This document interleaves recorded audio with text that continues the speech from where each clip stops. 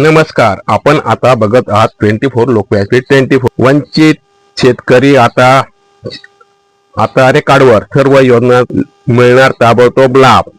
सहकार भारती धुळे जिल्ह्याची महत्त्वपूर्ण बैठक धुळे येथील कल्याण भवन येथे उत्साहात पार पडली। या बैठकीत जिल्ह्यातील सहकार क्षेत्रातील पदाधिकारी, कार्यकर्ते आणि विविध क्षेत्रातील मान्यवर मोठ्या संख्येने उपस्थित होते।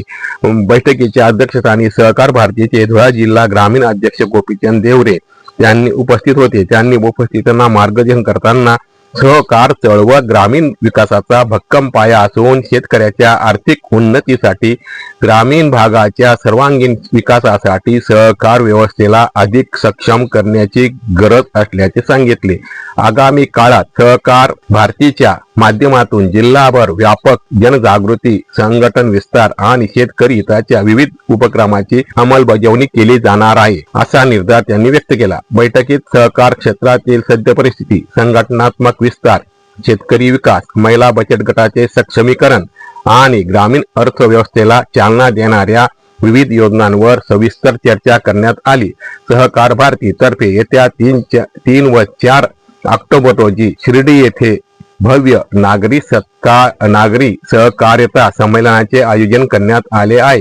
धुळे जिल्ह्यातील जास्तीत जास्त महिला सहभागी होतील।